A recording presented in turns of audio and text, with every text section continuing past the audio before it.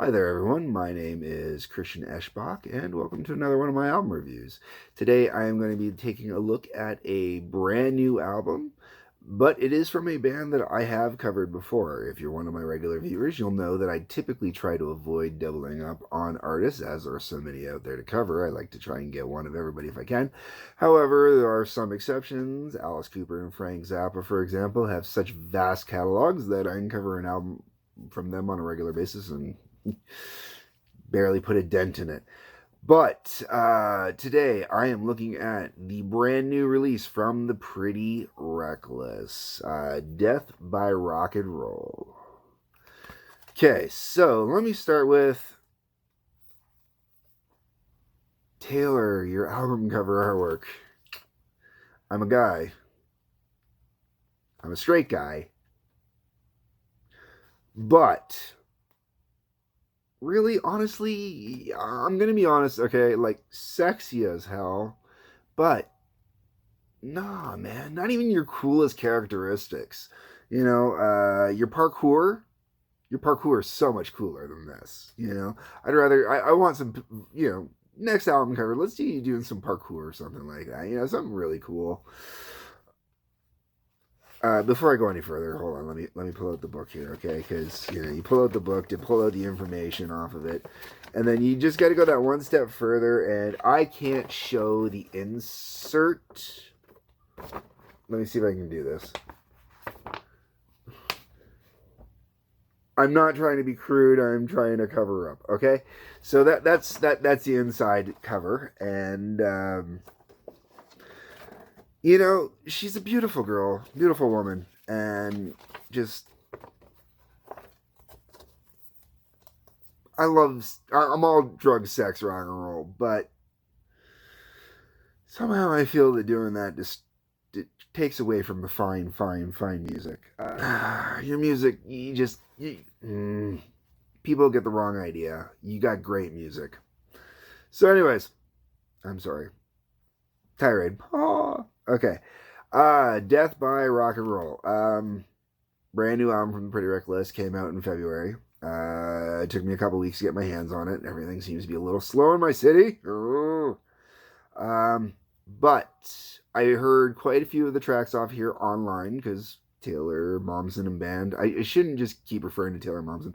There is an entire band in here, okay, guys? And I am very, very, very, very, very, very, very sorry that, I keep going just to Taylor. Okay, so band. We got Taylor Momsen on vocals and guitar, Ben Phillips on guitar, vocals, bass, keyboards, piano, Jamie Perkins, drums, percussion, and Mark Damon on bass. There is a slew of other people throughout here, but I'm only going to mention a couple other guest artists, but I want to start with, before I even get into this was the first album that was produced after the passing of Kato Kandwala, producer and contributor to every Pretty Reckless album before this. And I didn't look into the details of the passing and whatnot. Fantastic work, though, on every Pretty Reckless album. He helped define the Pretty Reckless. So now the job of producer was passed on to Jonathan Wyman. And then also Ben Phillips, who is the guitarist for the band, and Taylor herself. Now, I should also mention before I start getting into the songs on this album, Pretty Reckless was on tour with Soundgarden, and when Chris Cornell committed suicide. And I'm in Windsor and Detroit.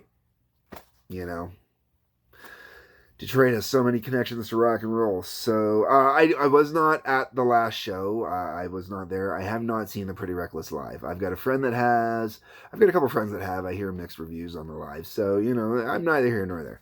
But a lot of this album, you can tell she was directly affected by that. I know that she really much said that she looked up to Chris Cornell. She was super excited about being on the tour, stuff like that. And it affected in a way where previous albums were very much, I would say, hard rock. This one goes a little more.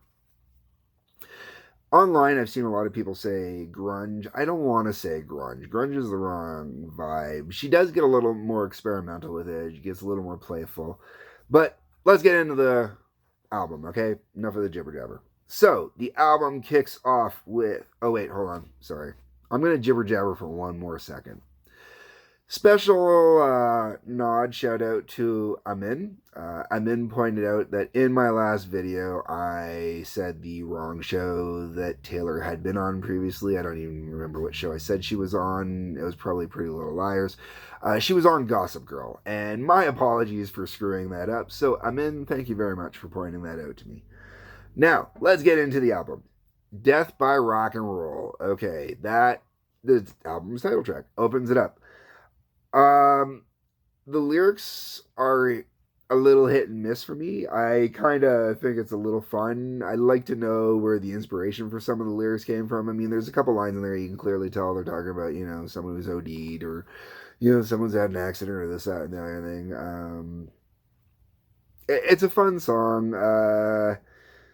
This is a very kind of dark album lyrically. Death is very much a part of this album. Taylor,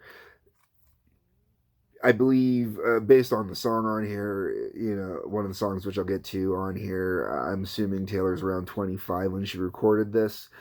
And there's a lot of references in here to deaths from rock and roll itself, having to make it to a certain age, stuff like that. So I'm going to get this theme repetitively. I will point out that Death by Rock and Roll is very much a typical Pretty Reckless song. It sounds very much like songs you'll find off the first few albums. Great way to start off the album. Something familiar, gets you hooked, gets you kicking, get you going, got a nice vibe. Go from there. After there we go. Oh, Only Love Can Save Me Now. This song is actually directly dedicated to Chris Cornell, inspired by Chris Cornell. It also features Matt Cameron of Pearl Jam fame and Kim Thale of Soundgarden fame. And if I'm not mistaken, I believe those are both musicians that were in Temple of the Dog as well. And for those of you that do not know, Temple of the Dog was a mix of Soundgarden and Pearl Jam way back in the day. Had like one hit, which you've probably heard a million times. I'm going hungry, I'm going hungry. Just so yeah.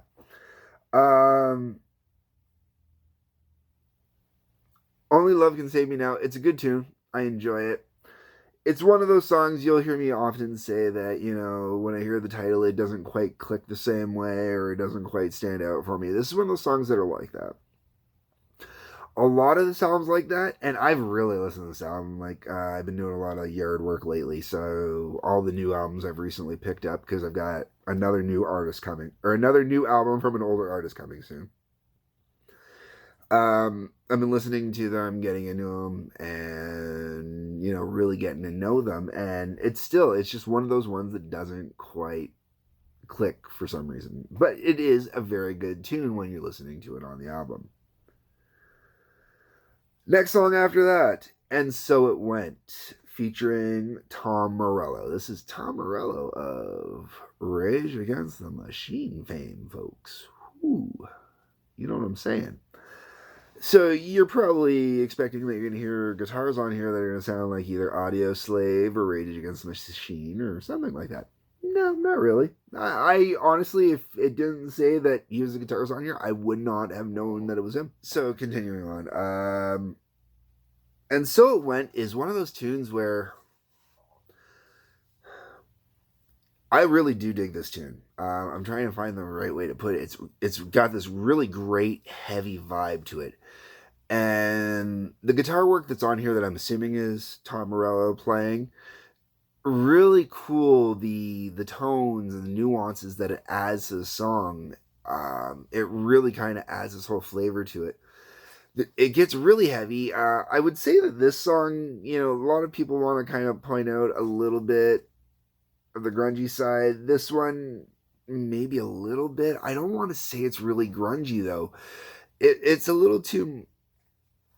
I want to say it's a little experimental-ish, but not really. It's just a good fun tune, really. I like it. It's a good heavy tune in the background. That's about it. That brings me to 25. All right. This is going back to what I was mentioning earlier, how I think, you know, she's probably around 25 when she recorded this. And if you listen to the lyrics and you go on with what she's saying in the song, it's kind of talking about her growth and her expansion and whatnot. And, you know, it's as much as she likes to reflect and kind of make it sound like it's more about a man and a man becoming 25 and stuff like that, and a man's growing and whatnot. I think a lot of it is her own self personifying through other rock stars of the past, or, you know, other musicians who have struggled so hard to grow and endure and stuff like that. You know, the idea of the tragic musician or the tragic artist, right? Musically, though, the song is definitely different. I've heard it referred to as prog. Prog is it's definitely got some prog elements to it because it's not standard.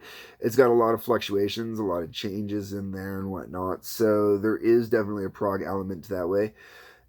But overall, it's more of an artistic piece. I want to say it's a little more like, you know, Doors. I would want to reference it, well, not being entirely classic Doors-esque. I want to say it definitely has a vibe of, say, The Unknown Soldier, sort of, kind of. Go with that. We're going to go with that. After that, we go into My Bones. My Bones, I really dig My Bones, you know. Great chorus, very simple. It's a hook song. Musically, for me, it's a hook song. The hook gets you, grabs you, takes you in, takes you along for the ride, and then finishes you out.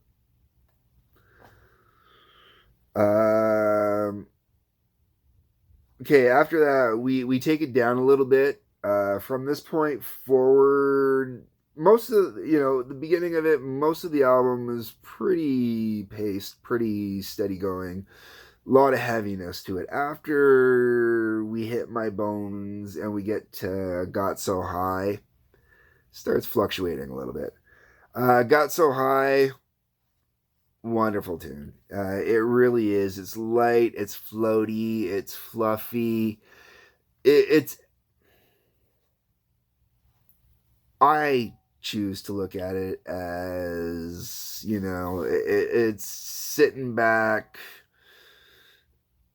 smoking, you know, joint after joint, or, you know, just puffing away at a bong or whatnot all day long, out in nature, just enjoying the vibe, you know. Other people are going to go a lot deeper and a lot further. You know, I guarantee you're going to hear the heroin references, stuff like that. I want to try and keep it simple. I really find that the idea of dwelling on certain things overly perpetuates certain things, and let's not get into that. I do want to point out as well that there is a wonderful natural flow or vibe that kind of goes through the song. All the songs and whatnot, the way the album was laid out with the production and stuff like that, none of the songs feel like a jarring jolt from one to the next. Even going from something so, you know, rugged and fast-paced, not fast-paced, but rugged and hard-paced as My Bones to Got So High where it's so light and fluffy, you don't feel jarred, you know. The way they do it and the way the music and the songs blend from one to the next, My Bones has a nice little fold out, and, you know, you get into Got So High and you just feel nice and relaxed afterwards, you know, and takes you to that good, nice place. After that, we go to Broomsticks. Broomsticks is okay, I guess. Broomsticks is Broomsticks. It's a thing. It's there.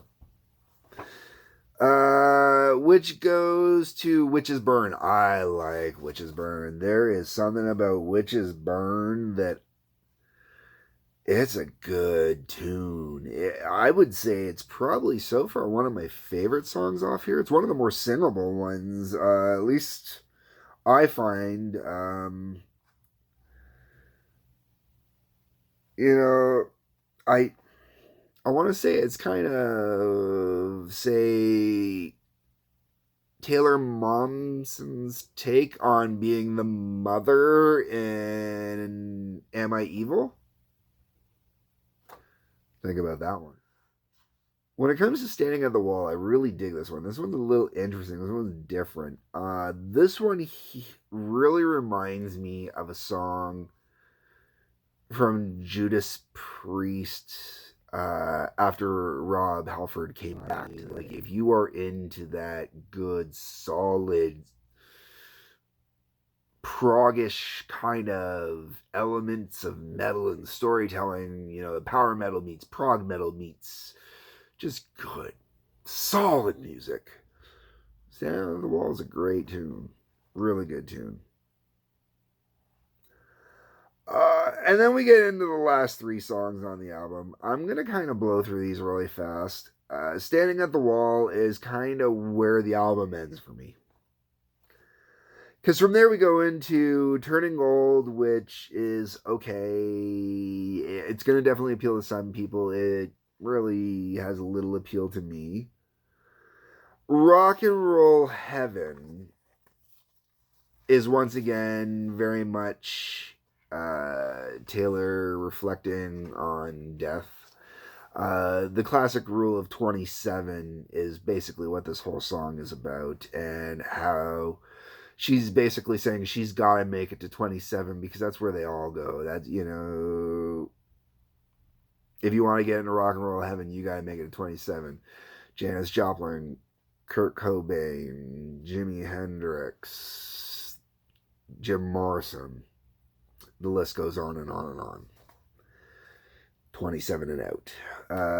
And that's what rock and roll heaven more or less is. And I can appreciate the song, but myself personally, I don't like the idol worship that musicians get simply because they outed early. They either OD'd or they self-inflicted or whatever. I don't like the idea. And when you listen to the song, part of me worries, about Taylor Momsen and her state of mind after everything that's happened. It's like, is she going to do something stupid before she does another album? Is she going to do another album and then go out immediately afterwards? Like, I really hope not, but you listen to this and it's almost like she's saying that that's what the plan is. And if that is the case, please, no, call someone, talk to someone. Leave a comment, and, I'll gladly, shoot the shit with you. We've all been through hell, And then the album finishes off with Harley Darling. And my biggest issue with the way the last three songs go is the album finishes off really light and fluffy. And if you've ever watched any of my past reviews, you'll know that I really like a strong finish to an album. An album's got to come and it's got to come in strong, and it can even have a nice build up, but it's got to finish strong. Like, not to say what I would deem as your best track, but your best album cut has to finish out the whole entire collection of songs on there. I personally, Harley Darling was the wrong song. It's a beautiful song. It is a pretty song. I like it. I enjoy it. It's very sweet. I don't like it at the end of the album, man. No. Witches Burn would have been a better way to finish the album. Standing by the Wall, maybe. Death by Rock and Roll would have been a great way to finish the album even, but not Harley Darling. I wasn't a fan of that one. The whole way around, I do enjoy the album.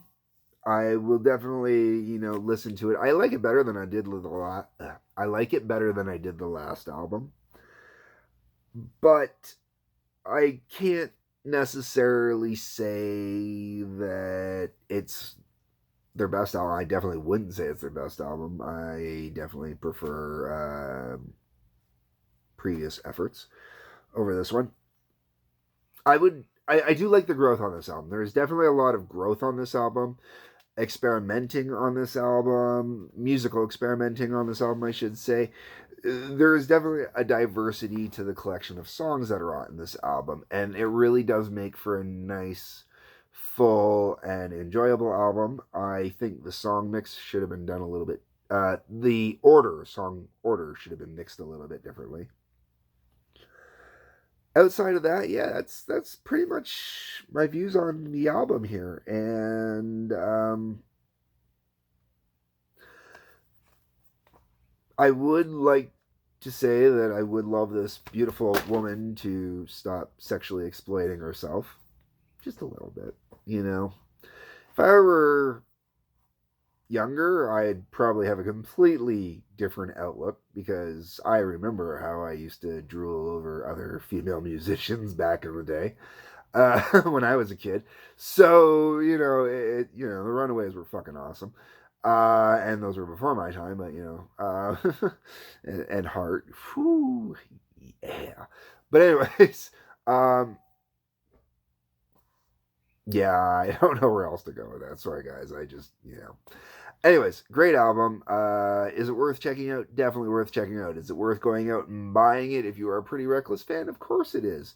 If you're just getting into the Pretty Reckless and you are looking for an album to pick up for the first time, might not be the best spot to start. Maybe. It depends. I mean, I'm looking at it now as a brand new album, I don't have other albums coming down the line yet to base it off of. So, we're going to leave it at that, folks. As usual, leave a comment. Please do. I always respond back or whatnot. And if you're correcting me, I always make a note of it somewhere along the lines. Otherwise, peace, love, take care. Hit subscribe to get the notifications. And until next time.